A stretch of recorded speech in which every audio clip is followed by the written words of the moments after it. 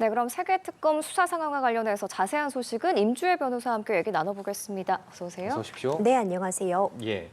윤 전 대통령이 청구한 구속적부심 신문이 내일 오전으로 예정돼 있는데요. 하루 전인 오늘 내란 재판에는 이제 불출석했습니다. 변호인단은 윤 전 대통령 건강 문제 또 특검 공소유지 위헌성을 주장하면서 특검이 이제 공판에서 배제되지 않는다면 출석하지 않겠다 이렇게 밝혔는데요. 어떻게 보세요? 그렇습니다. 이 구속영장 실질심사 이후 구속이 이루어진 다음에 지금 윤석열 전 대통령은 이 내란죄 형사재판 공판에 불출석하고 있습니다.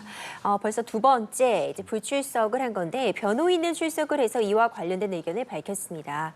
구속 이후로 건강이 매우 안 좋아졌기 때문에 지금 서울구치소 내에서 계단을 오르내리는 정도도 힘들어하고 있다 이런 입장을 밝히면서 변호인은 최대한 이 공판에 출석을 해서 이 수사 과정 그리고 재판 과정에 협조하겠지만 지금 장기간 이 공판에 출석해서 앉아 있는 것이 어려운 사정을 고려해달라는 입장을 밝혔습니다. 네. 사실 이것이 지금 피고인이 방어권을 행사하는 측면에서 놓고 본다면 결과적으로는 불이익한 처우를 받을 수도 있는 부분입니다. 그러니까 적극적으로 어떤 해명의 기회가 이 공판 기일임에도 불구하고 이 기회를 스스로 날려버릴 수도 있는 것이거든요.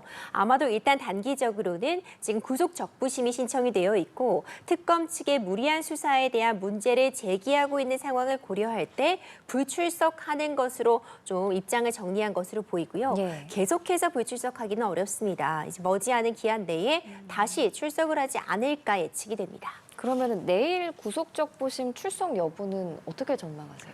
내일 구속적부심에는 이미 출석을 하겠다고 밝히고 있고 실질적으로도 본인을 위해서도 출석을 하는 선택을 하리라고 봅니다. 구속적부심은 굉장히 중요한 의미를 가지는 것이 사실 이제 앞으로 특검 측은 기소를 이미 예정을 하고 있기 때문에 구속 상태에서 쭉 재판을 받을 것이냐 불구속 상태 재판을 받을 것이냐를 결정지을 수 있는 중요한 상황입니다. 물론 구속적부심이 지금 구속의 사유가 없어질 정도로 사정 변경이 있었느냐에 대해서 회의적인 시각이 좀 더 우세하기 때문에 구속적부심이 받아들여질 확률이 좀 낮다는 평가가 나오고 있기는 해도요. 적어도 윤석열 전 대통령은 직접 출석을 해서 지금 문제가 되고 있는 부분들, 특히 특검 측의 무리한 수사라던가 이미 내란죄로서 형사재판 진행이 되고 있고 구속 취소 결정이 있었음에도 무리하게 재구속을 하기 위해 이 영장이 청구된 것이다라는 부분에 대해서 직접 한 번 더 강조할 가능성이 매우 높아 보입니다.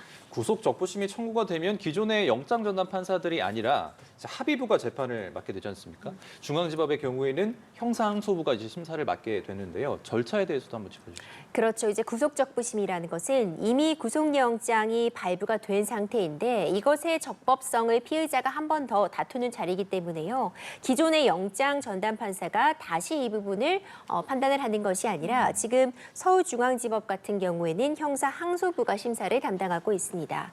일단 48시간 이내에 이 신문이라든가 증거조사가 이루어지게 되고 이제 내일 신문 기일이 잡혔기 때문에 이와 관련해서 직접 피의자의 의견도 듣고 관련된 증거들 그리고 뭐 의견서 같은 부분들을 받는 절차를 거치리라고 보는데요.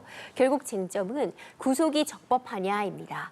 구속의 필요성과 관련된 부분이라고 볼 수 있는 지금 증거인멸의 우려가 높은가 그리고 도주의 우려가 있는가 부분에 대해서도 판단이 이루어질 것으로 보이고요.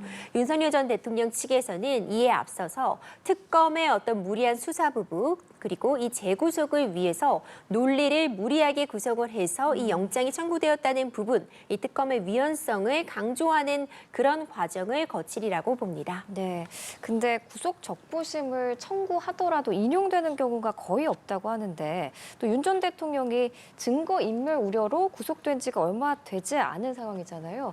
법원의 판단 어떻게 예상할 수 있을까요? 사실 구속적부심은 판단도 이제 금방 나오게 됩니다. 24시간 정도 내에 이제 판단의 결과를 우리가 이제 받아볼 수 있게 되는데 결국 석방이냐 그렇지 않느냐 구속 상태 유지나 이런 결과를 가져올 수 있는데 일반적인 일반적인 경우로 가정을 해본다면 구속적부심의 인용률이 그리 높지는 않습니다. 확률적인 부분이나 수치적인 부분이 절대적이라고는 볼 수 없겠지만 일반적으로 한 인용이 되는 그 비율이 6, 7% 정도로 보고 있거든요. 있긴 있네요. 그렇죠.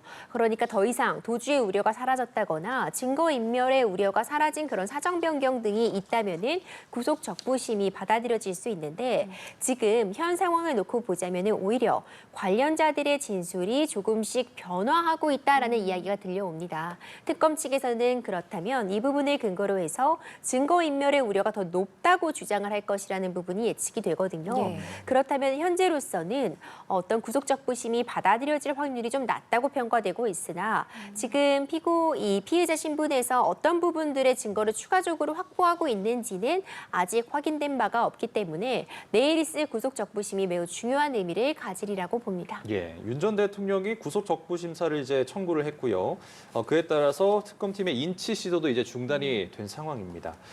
만약 예상대로 구속 적부 심사가 이제 기각이 되게 되면 그동안에 이제 3차에 걸쳐서 강제 구인을 했는데 다시 한번 강제 구인을 좀 시도할지 이것도 여쭤보겠습니다. 강제 구인을 시도할 수는 있는 상황인데 이것이 이루어질지는 좀 불투명해 보입니다. 이 강제 구인이라는 것이요. 구속영장에 기해서 결국 구속영장은 조사를 위해서 발부된 것이고 조사를 받지 않고 있기 때문에 조사실로 강제로 데리고 올 수 있는 것까지가 구속영장에 포함이 되어 있다는 뜻입니다. 네. 그런데 강제 구인을 하려고 하면은 지금 사실상 서울구치소의 어떤 협조라던가 서울구치소의 역할이 필요한데 서울구치소도 난감하다는 입장을 펴고 있습니다.